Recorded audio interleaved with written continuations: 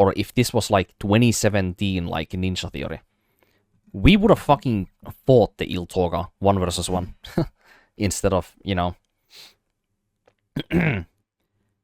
delving into Iltoga's past and trying to understand as to, you know, why this, you know, naturally, like, compassionate person has turned into a monster, you know? Like, I don't have anything necessarily wrong with that messaging or how it was presented either, to be honest. It's just, you know, if you go back to, like, Senua's sacrifice, there was none of that shit in that game. Like, the only person you would randomly, like, feel bad for in that way was Senua, but that was because it was necessary. There was no, like, messaging, like, that kind of, like, you know, compassionate messaging that had anything to do with, like, you know, woke culture or DEI or anything like that. But that's something I noticed, actually, when I was off stream and I was thinking about that, like, entire part of the story yesterday. I was like, you know, no boss fights, pretty much. Like, unless you count us fighting, you know, the Enslaver or Thorsket at the start of the game in the beach with, you know, when we shipwrecked. If we count that as a boss fight, there has been only one boss fight in the game.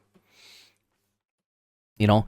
And then the single, you know, other cool supernatural feeling character that we find, we actually just connect with them in, like, a, you know, empathetic level, and then we somehow smother that person's rage by, you know, telling that we understand the creature or something, you know, with what happened with Iltoga or Ingunn, I think her name was, and then we somehow just, you know, she just stops being evil, you know?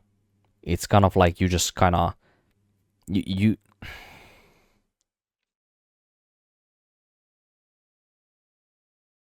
I don't know, man. I mean, we did kind of also release her from, you know, her shackles, I guess, literally speaking, like in the ritual, right? We released her from, like, this curse that she was basically on. So, you know, she was basically forced to, like, you know, be this undying monstrosity that, you know, attacks every time at sundown on the, you know, innocent humans living on the Midgard realm, right? So if she was forced to basically do that, but she didn't want to do it, but she was just forced to do it, and then we release her from, you know, that kind of, like, curse that she was on.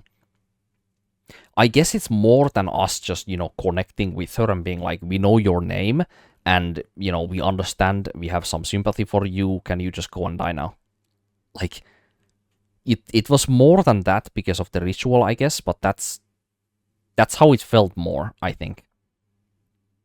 Like, you can take the ritual part of the story and it would be like, you know, I heard something super stupid, actually, when I was, you know, online listening to some reviews of, like, the Snow White remake, the, you know, a reality version of the, you know, Snow White that absolutely, like, dunked on the box office, or wait, that's not the correct word.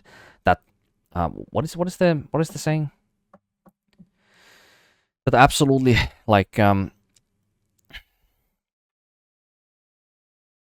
no box office success. Let's just say that.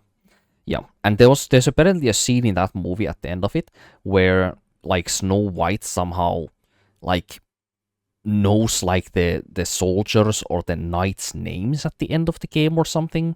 Or game, what am I saying? At the movie, and then, like, all of the guards, like, underneath the, you know, the queen are gonna, like, you know, retaliate against the queen because the queen has no compassion towards, like, her subordinates or her, like, henchmen whatsoever.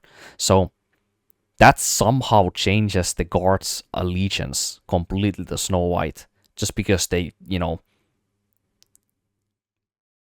they felt that they had to, like, somehow emotionally connect, and that was, like, stronger to them than, you know, I don't know, getting paid by the queen for what they do, or getting good accommodation in the castle, or, you know, any of the other, like security, like, quality of life things that they benefit normally from. And that, all of that, they would be willing to throw away in that moment, in that uncertainty, just because Snow White knew their names or their, like, you know, personal backstories or something more than the Queen did. Like, I heard something silly about, like, that movie's ending like that. And that's kind of how I feel about this Iltoga fight as well. Like, but it was presented obviously better.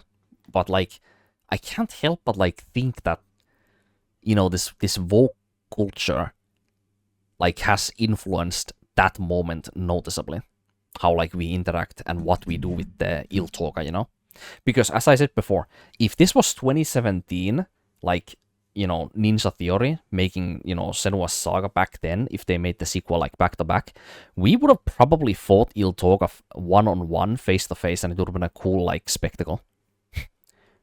But, you know, flashback to 2024, and then we have like this compassionate meeting with like a misunderstood giant that we release from their, like, you know, earthly shackles, and then she just kind of, you know, bye bye. I'm just gonna stop being evil and hunt the humans now. You know, okay. Like, yeah, you know, it's kind of like impossible to not see the correlation with this, you know? But, as I said before, I don't think it's presented badly, but it's impossible not to, like, think of that at this point. It's too much of a coincidence, all these, like, different games with this kind of, like, you know, messaging that, you know, supports, like, the, you know, leftist, like, agendas, like, across the, you know, world right now that we live in. It's impossible to try to deny that you don't see the influence in these games from that. But anyway, let's continue.